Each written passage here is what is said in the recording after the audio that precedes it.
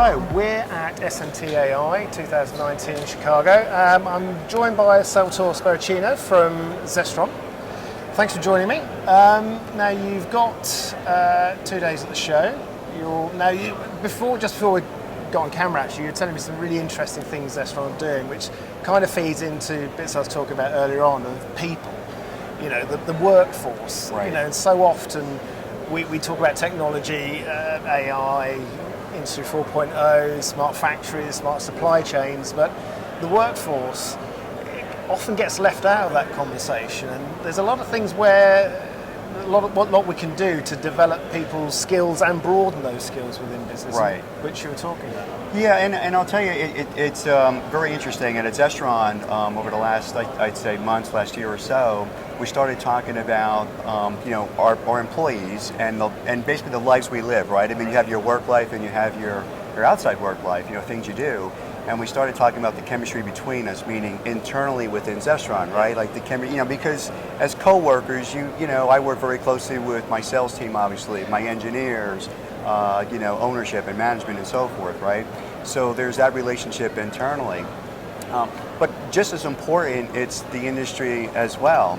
And if you look at our booth over there, we actually have a phrase up there and it says, you complete the chemistry between us, meaning you as the industry, the people that we deal with on a day in and day out basis. It's just, companies are the people, right? I mean, you are the face of, what's new in electronics. I'm the face of Zestron as we sit here, like all these other people at this show. They are the face of their businesses, and the interaction between them internally as well as within the industry is really, really important. And at SMTA, one of the things, or within this industry, I should say it that way, one of the things that's always impressed me is the willingness that industry people have to share information. There's a lot of challenges out there, as we know. If you've been to any of the any of the technical sessions, for over the years we've been talking about the miniaturization of components and the density of boards and the difficulties that are associated with, the manufacturing process. And as companies have tackled those challenges, very often they're willing to put that in the form of technical papers, presented at conferences like this, and just really help the overall, benefit of the industry. So it's fantastic. So people, it's all about people. Yeah, well it is. We're another a change point, I guess, with the way businesses can use their workforce. We've got developments with big data, AI. Again, with a lot of these things, it's you get all that data, but you've got to do something with it. And now we're starting to ask the right questions of it, and also ask the right questions of the industry. Well, what do we want to achieve? Make bigger profits, see return on investment, improve efficiency, but it's also about making our businesses work together better. So a lot of people are talking about how their customers are coming to them and saying, well, we like what you do, can you do these bits around it as well? And that's another interesting point. And again, speaking from the Zestron perspective, obviously we make engineer cleaning agents, right? And that's our core business, and that's what essentially keeps us in business, right? However, when we look at our business internally, we see it as four basic pillars. One of which is the product, right? Because we're making an engineered aqueous cleaning agent that you can deflux, print circuit boards, and so on and so forth. However, we've got a pretty deep engineering force with, last time I counted, I'm going to say close to 100 years of experience in cleaning applications, issues, solving problems, things along those lines. So another one of our core competencies is process solutions, meaning, when people are setting up their SMT lines and whatnot, they're focused on what they're doing for that plant, for that project, and whatever, right? They don't have the benefit of seeing many different applications, many different processes, and not just in the United States, but overseas and, all over the world. And, and the beauty of our team is that these engineers have this wealth of experience, and we couch it under process solutions, so that when we're engaged with a customer, obviously we're talking about a cleaning process perhaps. However, we're talking more than that. What's happening upstream? What's happening downstream? So the second piece is that process solutions bit.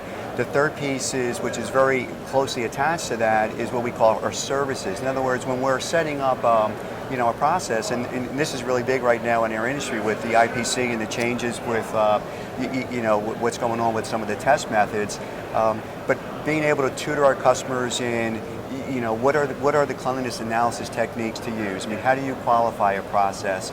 And we have a lot of those tools internal. So again, we could offer a lot of these analytical services coupled with helping them understand how to do a qualification of a process as well. And then the fourth bit we have is what we call our Zestron Academy.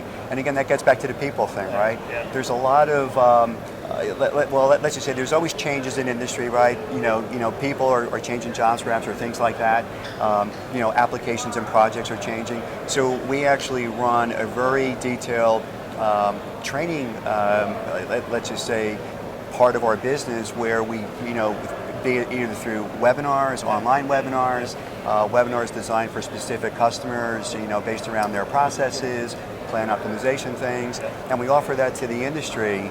And those are, all based on the specific problem that we're trying to address. So it's just another way to kind of share our experience. Just like I mentioned earlier, that a lot of folks that are, solving problems within the manufacturing side. I mean, we're solving problems on, call it the cleaning side, and we're very willing to, to help other folks within the industry, and share that expertise. Yeah. Well, with the amount of expertise you've got, there's probably, if there's a problem come up, you've come across it before somewhere else.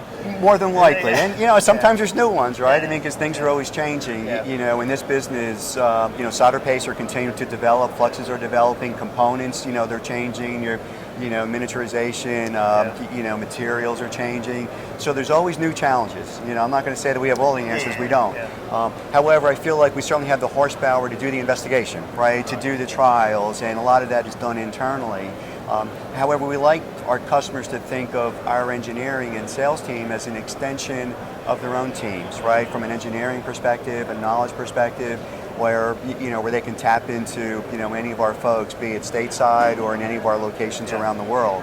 And we have we operate what we call these technical centers, which have the machines that are commonly used in the industry, sprinkled. There's 8 of them around the world.